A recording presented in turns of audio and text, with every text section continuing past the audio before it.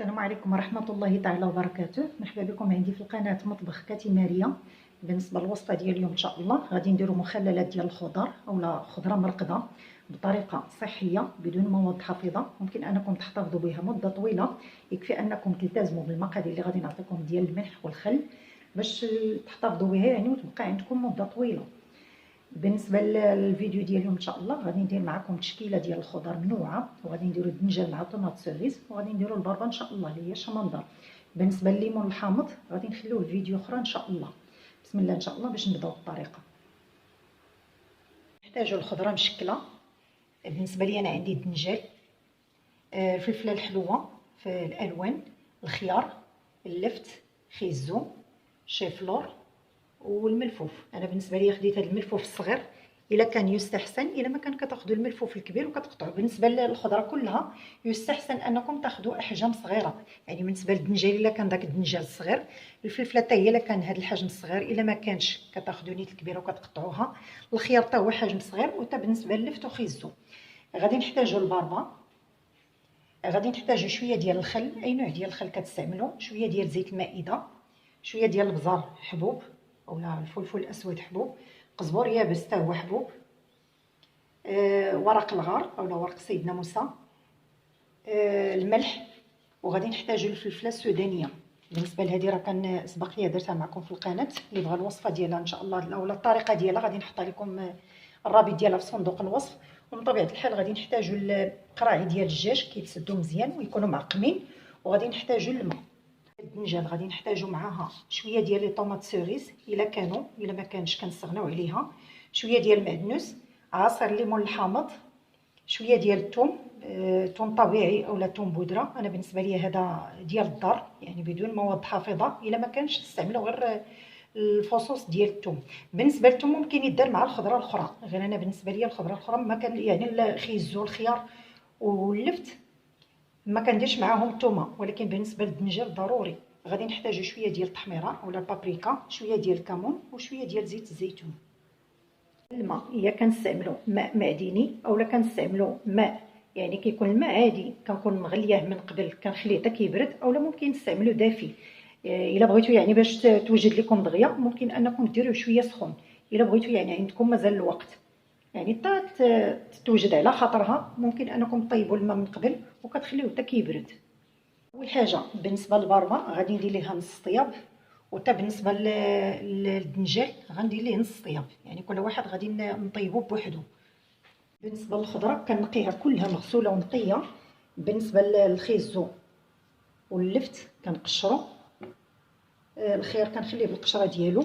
بالنسبه للدنجال غادي نقطع ليه هذا الراس بحال هكا، وغادي نفلحو تقريبا، غادي نفلحو بهذه الطريقه على 6 صافي. بهذه الطريقه غادي نديرو مع شويه ديال الماء وشويه ديال الملح كي قلت لكم نص طياب. وبالنسبه للباربه حتى هي غادي نديرها تسلق حتى هي نص طياب، هي كنخليها بالقشره. بالنسبه للباربه غادي نخليها بالقشره ديالها حتى كتسلق عاد كنقشرها. بالنسبه للطرقات ديالهم في القراعين ممكن تعزلوا كل خضره بوحدها اولا كتخلطوا. انا بالنسبه لي غادي نخلط.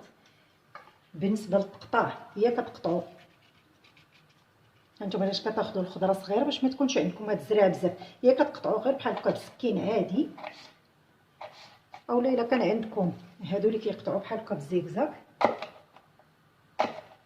يعني هادو غير بالنسبه للمنظر. وبالنسبه للحجم ما كديروش حجم كبير، يعني كديروا شويه حجم بحال هكا صغير. نفس الشيء بالنسبه للخيزو اولا الجزر،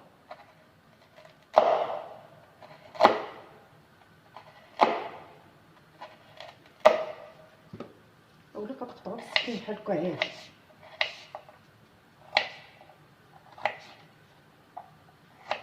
غادي نقطع هاد الكميه كلها اللي عندي. بالنسبه للدنجال كي قلت لكم غندير ليه نص طيبه. غادي ناخذ شويه ديال زيت الزيتون، تقريبا واحد 3 4 معالق كبار، واحد المعلقه صغيره ديال الكمون، غادي نحتاجو معلقه صغيره ديال البابريكا تكون شويه عامره اولا تحميره. بالنسبه للثوم الا غتستعملوا طبيعي يعني غير كتفلحوه كتقسموه على جوج، اولا كتلوحو بحال هكا قصيم. انا غادي ندير شويه ديال البودر وغادي ندير عصير الليمون الحامض.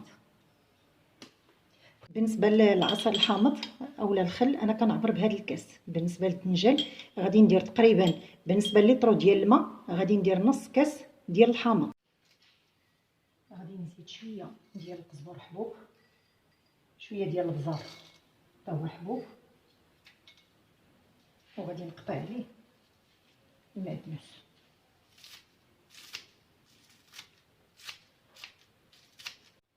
بالنسبه للملح غادي نستعملوا تقريبا معلقه كبيره بالنسبه لليطرو لكل ليطرو ديال الماء. انا بالنسبه ليا القراعي اللي عندي ما كيهزوش يطرو، دونك غادي ندير تقريبا معلقه الا ربع.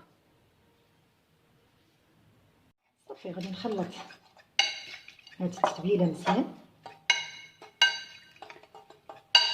غادي ندوز فيها داك الدنجال وكنحاول ندخلو لداخل. غادي نتبل بحال هكا، غنخليها شويه جنب يعني حتى كتشرب. ما غاديش نزيد الماء حاليا حتى كنقاد الخضره الاخرى. بالنسبه للخضره الاخرى راه كلها قطعتها وغادي نخلط.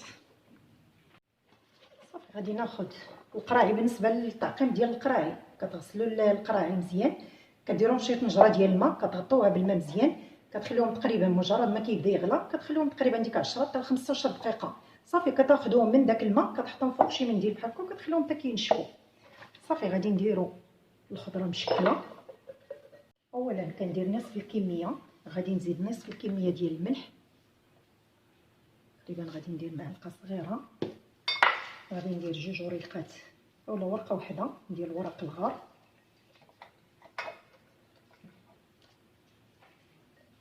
غادي ندير شويه ديال الحبوب ديال القزبر، شويه ديال البزار، وغادي ندير السودانيه. بالنسبه للسودانيه ممكن اللي ما كيبغيش الحار ما يستعملهاش. انا ما غاديش نستعمل كميه كثيره لان هاد السودانيه عندي حاره بزاف، يعني تقريبا غندير غير 2 حبات في كل قرعه. نزيد كميه اخرى ديال الخضره، غير كنحاول كل قرعه يعني نشكل، كنعمر، كنحاول نعمر كاع الفراغات. بالنسبه للدنجال كنحط بهذه الطريقه، يعني بطريقه طوليه.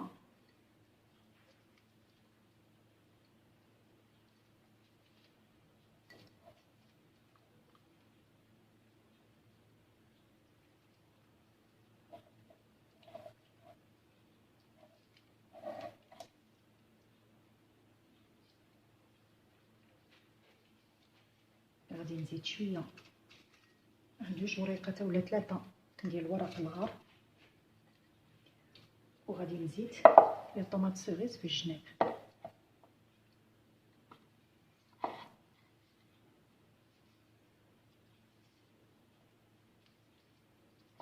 المهم كنحاول نعمر كاع الفراغات اللي عندي.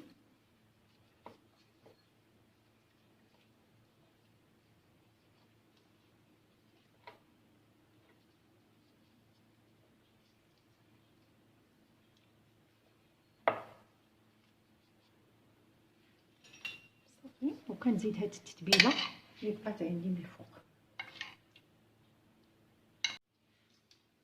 غادي نزيد الفلفله السودانيه. انا بالنسبه ليا كيف قلت لكم هذه حاره بزاف، يعني غنزيد غير وحده.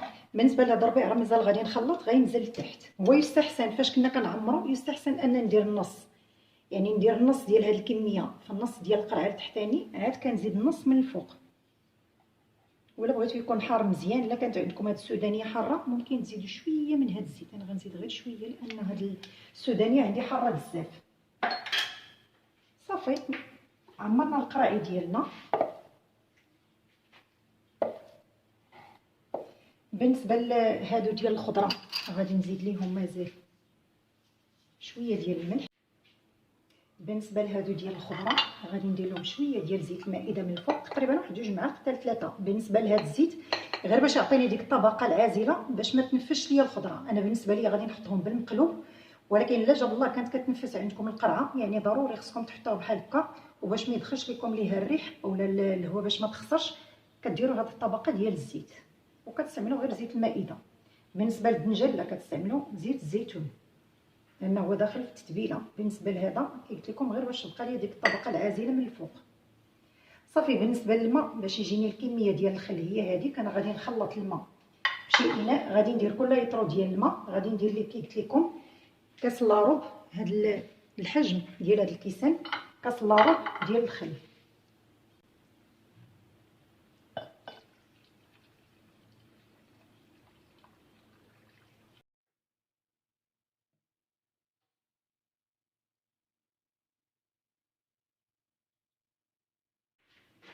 صافي. غادي نسد القراعي مزيان، نتاكد انهم مسدودين مزيان. غادي نخلط. فوالا انا غادي نحطهم، بالنسبه لي غادي نحطهم بهذه الطريقه، يعني غنحطهم بالمقلوب. وباش نتاكد بلي القرعه مسدوده مزيان غادي ناخذ واحد البابي بحال هكا، غنحطهم غير في المطبخ بحال هكا، غادي نحطهم بالمقلوب ليله كامله. الا بالي انا ما كيخرجش الماء دونك راه ما كتنفسش، واحسن انها تحط بحال هكا، يعني بالنسبه هكا راه ما عندهاش منين يدخل لها الريح. الا جات الله بانت لكم كتنفس غادي صافي تقلبوها، وغادي تزيدوا لها واحد المعلقه ديال الزيت، يعني تضمنوا باللي الطبقه ديال الزيت راه كاينه الفوق مزيان. صافي. وكتحتفظوا بهم في يعني عندكم في الخزانه ديال المطبخ ديالكم تقريبا واحد 10 ايام كيكونوا واجدين. بالنسبه للبربه حتى هي نفس الطريقه، كنديروا ورق الغار، ورق سيدنا موسى، شويه ديال القزبر، شويه ديال البزار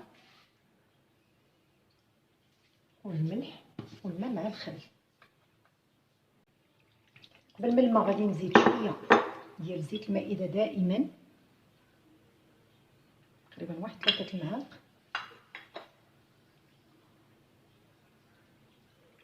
هذا هو الشكل ديال الوصفه ديالنا ديال اليوم. نتمنى انكم تجربوها معايا وتعجبكم.